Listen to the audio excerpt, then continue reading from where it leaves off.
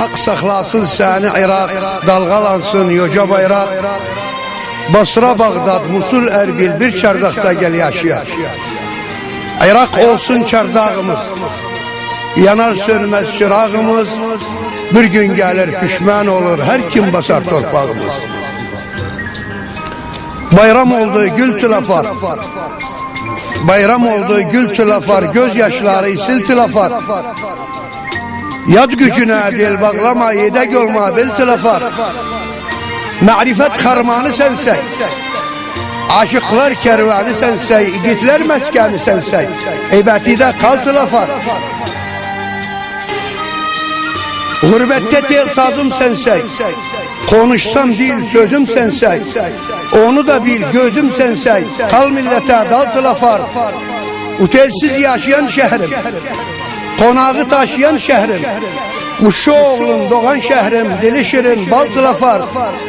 Ak tılafar, can tılafar, kanımda gezen tılafar.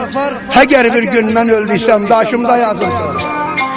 Uzaktan görenler mesut sanıyor, bilmezler gözlerim her gün ağlıyor.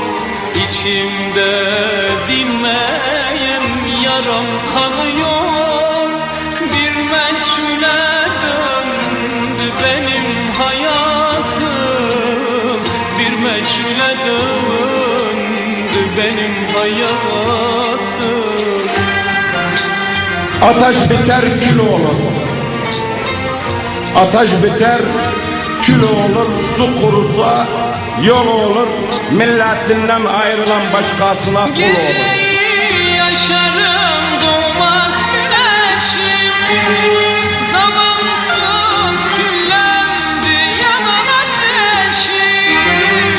Geceyi yaşarım doğmaz güneşim, zamansız küllendi yanan ateşim. Yarına çıkar mı bilmem gidişim, mevsimsiz sarardı benim hayatım, zamansız sarardı benim hayatım. Ört ağam, yatan oğlu ört ağam. Harda Türkmen var ise ben derdine ortağım. Yadlara kul olmanuk, yadlara kul olmanuk, ellerde pul olmanuk. Yanarsak yana kalır, hiç sönüp kül olmanuk.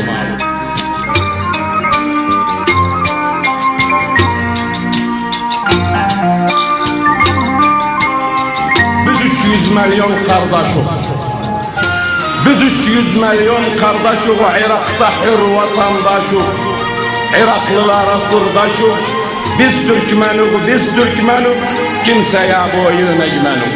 Işıklar altında sönmüş gibiyim, dostların içinde yalnız biriyim.